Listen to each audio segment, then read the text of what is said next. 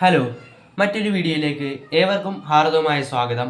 നമ്മളിന്ന് പരിചയപ്പെടാൻ പോകുന്നത് റിപ്പബ്ലിക് ഇന്ത്യ കോയിനേജിലെ കോമമറേറ്റീവ് 5 രൂപ കോമമറേറ്റീവ് നാണയങ്ങളിൽ പെട്ട 75 ഇയേഴ്സ് ഓഫ് ഡണ്ടി മാർച്ച് എന്ന അറിയപ്പെടുന്ന 2005 ബോംബെ എന്ന മിൻറ്റിൽ മാത്രം ഇറക്കപ്പെട്ടുള്ള സ്റ്റെയിൻലെസ് സ്റ്റീൽ വെർഷൻ നാണയമാണ്. ഇതാണ് ആ നാണയം. ഇതിൻ്റെ തൂക്കം വരുന്നത് 6 ഗ്രാമാണ്. സൈസ് വരുന്നത് 23 മില്ലിമീറ്റർ ആണ്. പിന്നെ ഷേപ്പ് സർക്കുലർ ഷേപ്പാണ്. എഡ്ജ് സെക്യൂരിറ്റി എഡ്ജ് വെച്ച് മിൻറ്റ് ചെയ്തിട്ടുള്ള ഒരു നാണയമാണിത്. ഇതേപോലത്തെ ഇതിൻ്റെ ഒരു കോപ്പർ നിക്കൽ നാണയം ഇറങ്ങിയിട്ടുണ്ട് ഇതേ വർഷം തന്നെ. അത് റെയർ നാണയമാണ്. ഇത് കോമൺ അല്ലെങ്കിൽ സ്കാഴ്സ് അതിൽ ഉൾപ്പെടുത്താവുന്ന ടൈപ്പ് നാണയമാണ്. അപ്പോൾ ആദ്യം നമുക്ക് ഇതിൻ്റെ മുൻവശവും പിൻവശവും ഒന്ന് കണ്ടിട്ട് വരാം. ഇതാണ് ഈ നാണയത്തിൻ്റെ മുൻവശം. മുൻവശത്ത് തന്നെ എല്ലാ കോമമറേറ്റീവ് 5 രൂപ നാണയങ്ങളുടെ പോലെ തന്നെ അശോക സ്തംഭമുണ്ട്. താഴെ സത്യമേവ ജയതേ എന്ന് ഹിന്ദി ലെറ്ററിങ് കാണാം. താഴെ അതിൻ്റെ വാല്യൂ ആയിട്ടുള്ള 5 എന്ന് കൊടുത്തിട്ടുണ്ടാവും. സൈഡിൽ റുപ്പിയെ എന്ന് ഹിന്ദിയിലും അതിൻ്റെ ഇംഗ്ലീഷ് വെർഷനായിട്ടുള്ള റുപ്പീസ് എന്നും കാണാം.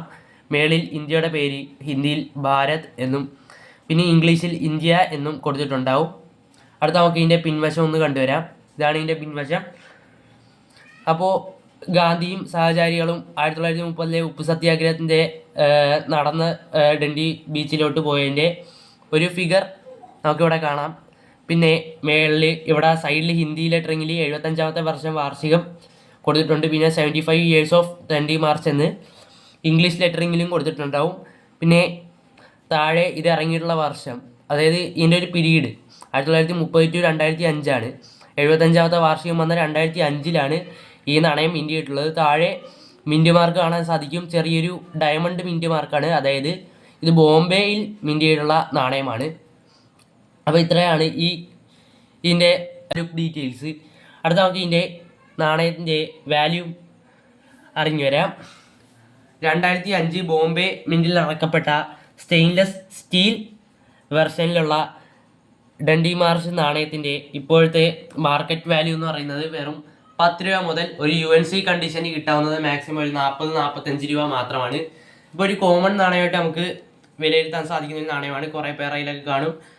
കടകളിലൊക്കെ ഉള്ളവരാണെങ്കിൽ അതിനകത്തൊന്ന് നോക്കിയാൽ നമുക്ക് കാണാം. എങ്കിൽ കളക്റ്റബിൾ നാണയമാണ്. നമ്മുടെ ഫ്യൂച്ചറിലൊക്കെ നല്ല വില കൂടാൻ സാധ്യതയുള്ള ഒരു നാണയമാണ്. ഇതിപ്പോൾ വാല്യൂ ഇല്ലാത്തത് കൊണ്ട് തന്നെ ആരും അധികം കളക്ട് ചെയ്യാൻ സാധ്യതയില്ല. എങ്കിലും ഞാൻ വാങ്ങിച്ചു വെച്ചിരുന്നതാണ്. മാക്സിമം കളക്ട് ചെയ്യുക. അപ്പോൾ ഇത്രയുള്ള ഇന്നത്തെ വീഡിയോ ഇഷ്ടപ്പെട്ടാൽ ലൈക്ക് ചെയ്യുക.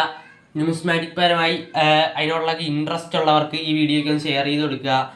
പുതിയ ഇങ്ങനത്തെ വീഡിയോകൾക്കായി ചാനൽ സബ്സ്ക്രൈബ് ചെയ്ത് മറക്കാതെ ആ ബെല്ലൈക്കൺ അങ്ങോട്ട് ഓൾ എന്ന ബട്ടൺ അമർത്തുക. അടുത്ത വീഡിയോയിൽ കാണുന്നവരെ ബൈ.